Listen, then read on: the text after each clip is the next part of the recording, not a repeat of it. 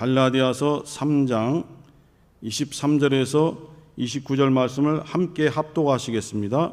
시작. 믿음이 오기 전에 우리가 율법 아래 매인 바 되고 계시될 믿음의 때까지 갇혔느니라.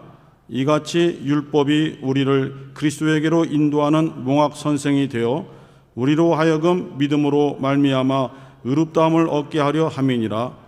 믿음이 온 후로는 우리가 몽학 선생 아래 있지 아니하도다. 너희가 다 믿음으로 말미암아 그리스도 예수 안에서 하나님의 아들이 되었으니 누구든지 그리스도와 합하여 침례를 받은 자는 그리스도로 옷 입었느니라. 너희는 유대인이나 헬라인이나 종이나 자주자나 남자나 여자 없이 다 그리스도 예수 안에서 하나이니라. 너희가 그리스도께 속한 자면 곧 아브라함의 자손이요 약속대로 유업을 이을 자니라. 아멘. 예수 그리스도로 옷 입은 사람이라는 주제로 함께 말씀을 나누겠습니다. 성경에서 옷이라는 단어, 옷이라는 주제로 이렇게 말씀을 우리에게 주시는 장면들이 있습니다. 창세기에서 처음 나타나죠. 아담과 하와가 하나님이 금하신 선악과를 먹고 죄를 범하여 죄인이 되었을 때에 그들이 자신들의 상태가 수치스러운 걸 깨닫고 무화과나무 잎으로 자신들의 수치를 가리웠지만은 그것은 자신들의 부끄러움을 감출 수 없었습니다. 그래서 하나님께서 보시기에 죄를 범하고 타락한 아담과 하와가 어떻게 해야 그 부끄러움과 수치를 가리울 수 있는가 하나님이 판단했을 때는 바로 가죽 옷으로 그들의 수치를 가려줘야 되겠다라고 하나님께서는 결심하셨고 실제로 그렇게 행동하셨습니다. 이렇게 창세기 에덴 동산 그곳에서 나타난 하나님의 그 가죽 옷은 가죽 자체가 중요한 것이 아니라 인간이 지은 죄와 수치와 부끄러움은 우리 스스로 감출 수 없다는 것을 보여줍니다. 우리의 노력과 우리의 방법과 우리의 지식이 많이 있지만은 그러한 것으로 우리의 부끄러움은 가리울 수 없다. 하나님이 가려 주셔야만 가리워진다는 것을 보여주고 있습니다. 신약시대에 예수님이 활동하실 당시에 가장 그 위선적이고 외식적인 그 사람들이 나타나는데, 물론 하나님 앞에서는 누구나 다 위선적이고 외식적이고 거짓투성이죠. 그러나 그 중에서도 바리새인이라는 그러한 사람들이 있습니다. 겉으로는 율법을 지키고 그대로 순종하고 행동하며 생활 양식 모든 것이 그 율법에 맞게 행동함으로 우리는 거룩하게 행하고 있다. 하나님 앞에 우리의 부끄러움과 수치를 율법을 지켜 행함으로써 가리우고 있다라고 주장하는 자들이 바리새인들인데, 예수께서 보실 때는 그들의 의로움이 보이지 않습니다. 그들의 수치를 가리움이 보이지 않고 그 마음의 중심을 보니 썩어진 것으로 가득 차 있는 거예요. 부끄러운 것으로 가득 차 있는 거예요. 더러워진 것으로 가득 차 있는 거예요. 주님이 보실 때. 그러니까 사람의 눈은 속여서 사람에게 자신들의 부끄러움을 가릴 수는 있지만은 하나님 앞에서는 가리울 수 없다는 겁니다. 그들의 노력과 행함과 자신들의 공로, 자신들의 의로움, 이것으로는 하나님 앞에서 절대로 자신들의 정말 적나라한 수치와 부끄러움을 가릴 수 없다. 그것을 예수께서 지적하신 것입니다. 외식하는 자들아, 너희들 스스로 너희들의 부끄러움과 수치를 가리웠다고 주장하는 자들아, 실상은 너희들의 그 더러움과 부끄러움이 그대로 드러나고 있다. 회개하라 하면서 말씀을 주신 것입니다. 오늘날 우리들도 우리의 여러 가지 결심과 또 노력과 기도 생활과 봉사 생활로 우리의 연약함, 우리의 부끄러움, 우리의 수치스러운 부분들을 가려울 수 있다고 생각하는 경향이 있을 수도 있습니다. 하지만 매우 위험한 생각이고 잘못된 판단입니다. 우리는 예수를 믿고 하나님 앞에 오랫동안 기도하며 봉사하고 직분을 감당하고 있어도 하나님 앞에서는 여전히 우리의 연약함이 그대로 적나라하게 드러나고 있다는 그것을 잊어서는 안 되겠습니다. 그래서 반복적일 수도 있지만은 하나님 앞에 죄를 고백하고 회개합니다. 저의 노력과 열심과 기도로 나 자신의 부끄러움, 수치와 더러움을 가릴 수 없습니다. 하나님 앞에서는 이와 같이 저의 더러움이 그대로 드러나니 정말 하나님 앞에는 부끄럽습니다. 제가 이러한 상태임을 고백합니다. 하나님께서 용서해 주셔야만 저의 부끄러움이 가려질 수 있고 하나님께서 은혜를 주셔야만 비로소 저의 수치스럽고 더러운 부분이 감추어질 수 있습니다.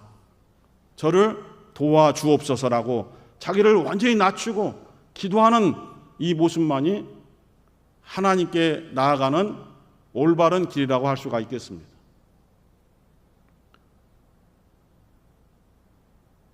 야곱에게 12 아들이 있습니다. 우리도 자녀를 키우시고 손주를 키우시는 분들은 알겠지만은 다 사랑스럽고 다 아껴주고 싶고 다 잘되기를 바라면서 우리가 부족하지만 어떻게 해서든지 할 수 있는 한 도와주고 길을 열어주고 힘이 되어주기를 원하는 것이 부모와 또 할아버지 할머니의 그런 심정이라 할 수가 있습니다.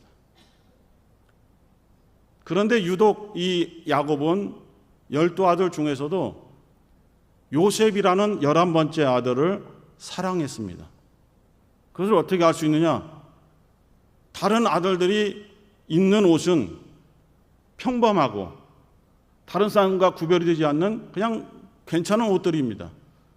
하지만 이 야곱이 사랑하는 요셉에게는 특별한 다른 옷을 해 주었어요.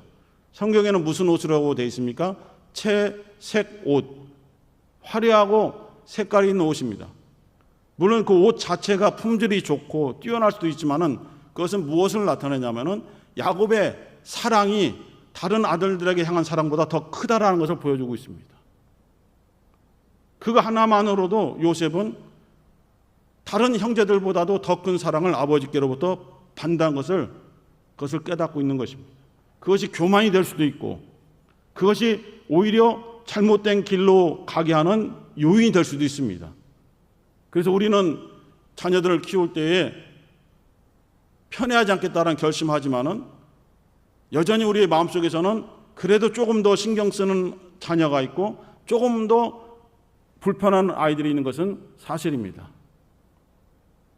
이와 같이 성경에서 나타난 옷들이 그 사람의 어떠한 성향 또는 하나님의 뜻이 이렇게 들어가 있는 그런 의미가 있는 부분들이 있습니다.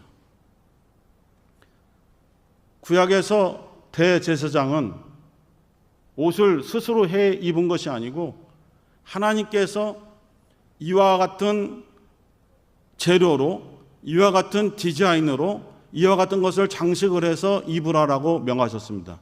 그래서 대제사장이 옷을 입고 또 겉에 입는 것을 에봇이라는 옷인데 그것을 입는 순간에 그 사람은 모든 백성, 이스라엘 백성들의 모든 것을 대표하는 하나님께 중보하는 그러한 신분과 직분을 가진 자로 드러납니다. 그래서 개인적인 생각, 개인적인 의견, 개인적인 판단을 하나님께 해서는 안 됩니다.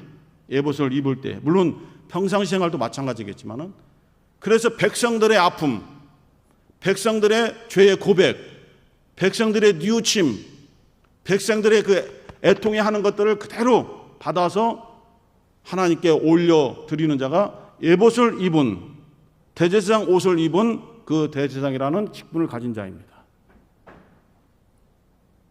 그리고 왕들은 왕관을 쓴다든가 딱 봤을 때 저 옷을 입은 자는 왕이다라는 것이 표시할 정도로 그런 옷을 입습니다.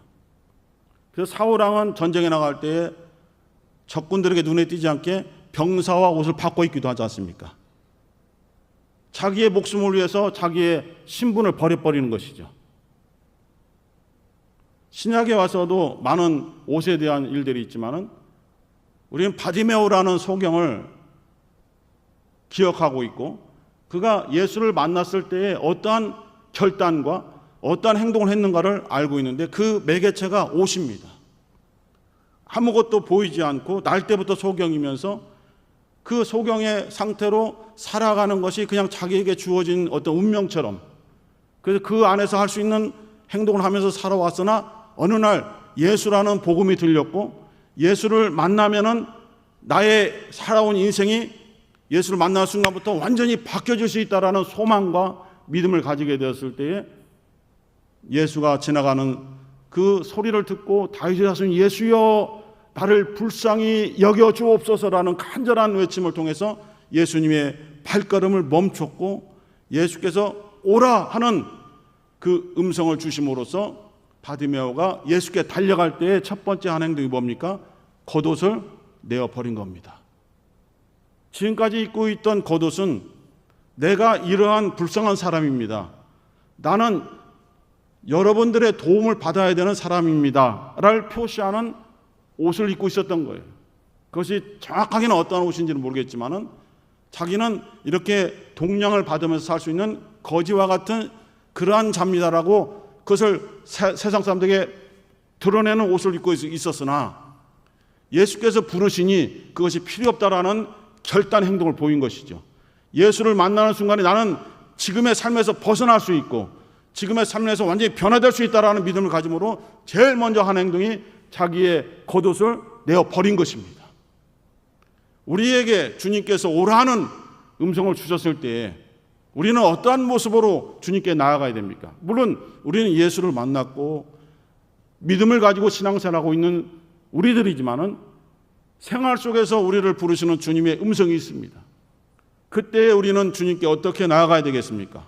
바디메오라는 사람의 그 행동을 통해서 우리가 어떻게 해야 될까를 들여다볼 때에 지금 내가 입고 있는 옷이 무엇인가? 내가 사람들에게, 가족들에게 나를 가리울 수 있고 외식할 수 있으나 하나님께 내 모습이 그대로 드러나고 있으니 하나님 앞에 부끄러운 이 겉옷을 집어 던지고 주님께서 오라는 음성을 주셨을 때 달려나가는 것입니다. 과연 내가 주님의 음성을 듣고 벗어야 될 옷은 무엇인가? 그것을 우리가 기억해야 되는 것입니다. 그래서 바울 사도는 하나님의 말씀을 성령의 감동으로 우리에게 전할 때에 옛사람을 벗어버리고 새 사람을 입으라 하는 이러한 주님의 말씀을 우리에게 전해주셨는데, 옛사람을 지금까지 입고 있던 자기의 겉옷으로 표현한 거예요. 그래서 옛사람을 벗어버려라, 옷을 벗듯이 벗어버려라. 그리고 새로운 옷을 입어야 되는데 주님께서 주시는 새 사람이라는 옷을 입어야 된다. 옛사람을 벗어버리고 새 사람을 입어야 된다라는 그러한 메시지를 주고 있습니다. 내가 예수 앞에 섰을 때에 내가 벗어버려야 되는 옛사람은 무엇인가? 주님 앞에서 내가 주님께로부터 받아 입어야 될 새 사람의 옷은 무엇인가? 그것은 크게는 공통된 것일 수도 있지만은 나 각자, 성도들 개인 각자가 주님 앞에 섰을 때 벗어버려야 되는 구체적인 옷은 다 다르죠. 그리고 주님께로부터 받아서 입어야 될 새 옷도 각각 다 다릅니다. 그런데 오늘 이 본문을 통해서 주 예수 그리스도로 옷 입어야 된다라는 것을 바울 사도가 강력하게 증거하고 있습니다. 도대체 예수 그리스도로 옷 입는다는 것이 무엇인가를 이제 구체적으로 본문을 통해서 보면은 23절, 24절에 보면은 몽학선생이라는 그런 단어가 나옵니다. 여러분은 이 말씀을 수도 없이 들었기 때문에 몽학선생이 무엇인지 어떠한 역할인지 잘 아실 겁니다. 주인의 자녀가 어려서 아직은 성인으로서의 자기의 권리를 내세울 수 없고 판단할 수 없기 때문에 종의 신분을 가진 자가 그 자녀를 훈육하고 양육해서 성인이 될 때에 온전한 사회인으로서, 온전한 그 집의 후사로서 설 수 있도록 끝까지 돕는 역할을 하는 게 몽학선생인데, 바울은 율법이 그러한 역할을 하고 있다라고 말하고 있습니다. 율법은 거울과 같으죠. 거울을 바라봤을 때 우리의 모습이 비춰지는데, 만약에 우리의 얼굴에 약간 흠이라든가 어떤 티라든가 약간 더러운 것이 묻었다고 치면 거울에 그대로 비춰집니다. 거울은 그렇게 우리의 모습을 비춰주는 것이죠. 우리를 깨끗하게 닦아줄 수는 없습니다. 율법이 그와 같은 거예요. 우리의 모습을 비춰주지만은 거기에서 우리를 치료하거나 우리를 구원하거나 우리를 행복하게 해줄 수 있는 능력과 권한과 자격이 율법에는 없습니다. 지금 너의 모습은 이러해, 너의 상태는 지금 이러한 상태야 라고 알려주는 역할, 그게 바로 몽학선생이고, 이 몽학선생의 율법의 아래서 벗어나서 믿음을 가졌을 때에, 하나님의 은혜를 가졌을 때에 그 사람을 예수 그리스도로 옷 입은 사람이다라고 말할 수가 있습니다. 쉽게 얘기하면 믿음을 가졌다. 예수를 믿는 믿음을 가짐으로써 예수 그리스도로 옷 입는 것입니다.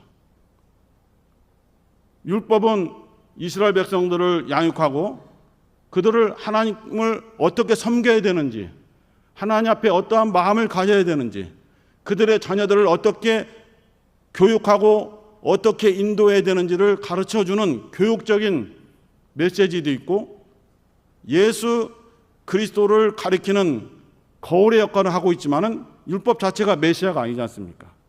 율법은 메시아를 보여줄 테니 그 메시아가 오면 그 메시아 그리스도를 믿고 영접하라 라는 메시지를 사실 간접적으로 주고 있는 것이죠. 예수께서도 성경에서, 예수님이 말씀한 성경은, 요한복음 5장 39절에 말씀한 성경은 율법이죠. 율법에서 또는 선지자들이 말한 그 성경에 보면은 영생을 얻을 수 있는 방법과 길이 기록되어 있다.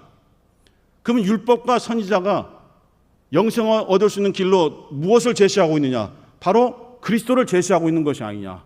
그런데 너희들은 영생을 얻으려고 그 성경을 상고하고 공부하고 정말 교육받으면서 교육하면서 어째서 나에게 오지 않느냐? 율법과 선지자가 가르치는 것이 바로 나인데 왜 내게로 오지 않고 나를 죽이려 하며 거울, 모형, 그림자에 불과한 율법에 완전히 몰입되어 있느냐? 참 기이하다, 참 이상하다 라고 예수께서 요한복음 5장 39절 40절에서 한탄하신 바가 있습니다. 우리는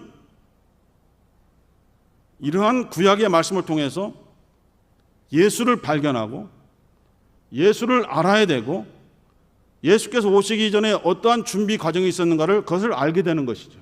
그리고 오신 예수를 우리는 마음의 문을 열고 영접하는 것입니다. 영접하는 것이 뭡니까? 기본적으로 요한복음 1장 12절에 있는 구절로 설명을 드리려면, 영접하는 자, 예수를 영접하는 자, 곧 그 이름을 믿는 자들에게는 하나님의 자녀되는 권세를 주셨으니 라고 되어 있습니다. 주일학교 때부터, 새신자 때부터 가르치는 구절들 중에 하나가 되겠습니다. 예수를 영접한다는 것이 무엇이냐? 어떻게 내 안에 살아계신 예수를, 지금은 형상이 없으신 예수를 어떻게 모셔드릴 수가 있느냐? 그 방법을 성경이 제시해 주는 것은 그 이름을 믿어라 이것입니다. 주 예수를 믿으라. 그리하면 너와 내 가정이 구원을 얻으리라. 천하에 구원받을 만한 다른 이름을 주신 적이 없느니라. 그 이름, 예수 이름을 믿는 것이 예수 그리스도를 영접하는 것이고, 예수를 영접해야만 너희들이 믿음의 사람, 예수로 옷 입은 사람이란 것이 드러날 것이다. 예수로 옷을 입어야만 하나님을 아버지라 부러울 수 있는 자녀된 권세를 가질 수 있다라고 말하는 것입니다. 예수께서 혼인잔치 비유를 우리에게 주신 적이 있습니다. 왕이 아들의 혼인잔치를 벌이면서 많은 사람을 초청했지만은 사람들이 그 초청을 거절했습니다. 나도 바쁘고 내 자녀도 결혼하고 나 밭으로 가서 농사를 지어야 되고 나 상업하는 사람이라 상업하러 장사하러 나가야 됩니다. 못 갑니다라고 거절했을 때에 왕이 신하들에게, 종들에게 말하기를 그렇다면 초청을 받지 않았어도 길거리에 나가서 사람들이 많이 모여있는 곳에서 선포해라. 왕의 아들의 혼인잔치가 있는데 참여하고자 원한다면 자격이 없어도 괜찮다. 어떤 사람이든지 오라. 그러면 그 사람들을 다 혼인잔치에 초대하겠다라는 선포를 함으로써 많은 여러 가지 계층의 사람들이 왕의 혼인잔치에 참여하게 됩니다. 그런데 예의가 있습니다. 그 왕의 아들의 혼인잔치에 참여하기 위해서는 합당한 예복을 입어야 됩니다. 자기의 평상시 옷을 가리우고 자신의 평상시의 생활을 가리우는, 왕을 예우하는, 왕에게 어떤 경의를 표하는 그 합당한 예복을 입어야 됩니다. 예를 들어서 조선시대가 합당한 비유인지 모르겠지만은 궁궐에 들어갈 때에 평상복으로 들어가면 안 됩니다. 어떠한 관리가 아닐지라도, 관직이 없을지라도 궁궐에 들어갈 때는 그 궁궐에 맞는 옷으로 갈아입습니다. 남자든 여자든 그렇게 갈아입고 와서 예를 하지 않습니까? 그런데 한 사람이 예복을 입지 않고 그곳에 참여한 거예요. 그래서 왕이 물어보지 않습니까? 하나님께서 물어보십니다. 너는 어찌하여 예복을 입지 않았느냐? 라고 물어보시니 유구부원이다라 했습니다. 우리가 하나님의 자녀가 되었다면, 예수님의 제자라면, 우리가 예수를 만난다면, 하나님 아버지를 만난다면 우리는 어떠한 모습으로 하나님께 나와야 됩니까? 예배를 드리러 올 때 어떠한 마음가짐으로 나와야 됩니까? 물론 우리가 정직한 고백할 때는 찢겨진 상처를 가진 상태로 나왔습니다. 부족하고 연약하고 절망 가운데서 나왔습니다. 힘들고 어렵고 무너진 상태에서, 마음도 무너진 상태에서 나왔습니다라고 그렇게 고백할 수는 있습니다. 하지만 아무리 힘들고 어려울지라도 하나님을 뵈러 나올 때에 우리의 심령에 그 하나님 아버지를 배울 수 있는 예복을 입어야 됩니다. 그 예복이 뭐냐? 예수 그리스도라는 것입니다. 예수 그리스도 하나가 되어서 하나님 앞에 예배드리러 나와야 됩니다. 예수 그리스도를 의지하면서, 예수를 믿으면서 하나님 앞에 나와서 예배를 드려야 합당하다 이것입니다. 그것을 성경에서는 우리 주님 예수도 또 성령의 인도를 받는 바울 사도도 그것을 우리에게 가르쳐 주고 있는 것입니다. 26절에 보면은 너희가 다 믿음으로 말미암아 그리스도 예수 안에서 하나님의 아들이 되었다라고 선포했습니다. 믿음이 오늘로는, 예수 그리스도를 믿는 믿음을 가진 이후로는 그 믿음 때문에 예수 안에서, 그리스도 예수 안에서 하나님의 아들이 되었다. 하나님의 자녀가 되었다. 하나님의 자녀가 되는 방법은 하나밖에 없는 거예요. 여기 바울 사도의 말로는 그리스도 예수 안으로 들어와야 됩니다. 예수 안에서만 하나님을 아버지라 부를 수 있고 예수 안에서만 하나님의 자녀가 될 수 있으니 어떻게 우리가 예수 안으로 들어갈 것인가? 예수를 영접하지 아니하면은 우리가 예수 안에 들어갈 수가 없습니다. 우리가 예수 안에 들어가잖아요. 우리가 예수를 영접하잖아요. 우리가 예수를 마음의 문을 열고 영접하면은 우리 또한 예수 그리스도 안에 있는 것을 성령으로 깨닫게 됩니다. 너희가 그리스도 예수가 너희 안에 계신 것을 확증하라. 스스로 확증하라 말하고 있습니다. 어떻게 우리가 우리 안에 예수께서 살아계신 것을 확증할 것인가? 그것은 믿음입니다. 논리적으로 확증할 필요도 없고 어떤 간증과 어떤 예화로 확증하는 것이 아니라 성경에서 원하는 것은 믿음입니다. 너희가 믿음에 있는가 확인해봐라. 믿음에 있는가 확인해봐라. 믿음이 있냐? 믿음이 있다면 그리스도 예수께서 너희 안에 계시다. 자유하라는 것이거든요. 바로 믿음으로 예수 그리스도 안에서 하나님의 자녀가 된 자들이 예수 그리스도로 옷 입은 사람들입니다. 그리고 27절에 침례를 통해서 표현하고 있는데 누구든지 그리스도와 합하여 침례를 받은 자는 그리스도로 옷 입었느니라. 침례가 뭡니까? 나의 옛사람을 벗어버리고 곧 예수께서 죽으실 때에 나의 옛사람은 주님과 함께 못 박혀 십자가 죽었습니다라고 한 진정한 고백을 가진 자. 그리고 예수께서 물에서 나오실 때에, 부활하실 때에 그것에 연합하여 주님과 함께 부활을 경험하고 부활에 대한 확신이 있으며 부활의 소망을 가지고 있습니다라고 고백하는 자. 그 사람들이 바로 예수 그리스도로 옷 입은 사람들이다. 다른 말로 하면 하나님께서 우리를 보실 때에 너희들이 예수 그리스도 안에 있는 것을 보신다는 것입니다. 왜? 예수로 옷 입고 있기 때문에 하나님께서는 우리 자신을 보시는 것이 아니라 예수를 옷 입고 있는 우리를 보시는 거예요. 그래서 우리를 보실 때 너희들은 나의 사랑하는 아들 예수 안에 있는 자들이다 라고 하나님께서는 확신할 수 있는 것입니다. 너는 나의 사랑하는 자녀다. 그리고 28절에 너희는 유대인이나 헬라인이나 종이나 자주자나 남자나 여자 없이 다 그리스도에서 예수 안에서 하나이니라. 유대인들 이스라엘 사람들은 하나님께 선택받은 민족이기 때문에 우리들만 구원받는다. 우리가 아브라함의 자손들이기 때문에 우리들만 구원받을 수 있어. 회개하지 않아도 괜찮아. 침례받지 않아도 괜찮아. 우리는 아브라함의 자손들이야. 그러나 침례 요한이 지적한 것이 무엇입니까? 하나님께서는 이 땅에 떨어져 있는 돌을 가지고도 아브라함의 자손들을 만들 수 있는 능력이 있는 분이다. 너희들이 아브라함의 자손이라고 혈육적으로 주장하여 하나님의 나라에 들어갈 것으로 생각해서는 안 된다 라는 말씀을 주고 있습니다. 하나님은 혈통, 민족, 나라, 어떠한 계층, 어떠한 신분 이런 것을 보시는 것이 아니라 어떠한 신분, 어떠한 민족, 어떠한 사람들이라 할지라도 예수 그리스도를 믿고 예수를 영접하고 예수 안에 있으면은 그 사람들은 다 하나님의 자녀다 이렇게 인정하시는 거예요. 왜냐하면 그 모든 사람들이 예수를 믿음으로 예수 그리스도로 옷을 입고 있다는 것을 하나님께서는 보고 계시기 때문이죠. 우리는 연약하고 쉽게 사람들을 편파적으로 정죄하고 그렇게 너는 이런 사람이야 라고 인정하는 경향이 있지만은 하나님께서는 여러 가지 세상 환경으로 우리를 평가하지 않으신다는 것. 오직 하나님께서 우리를 판단하시고 평가하시고 심판하시는 기준은 하나, 예수 그리스도이십니다.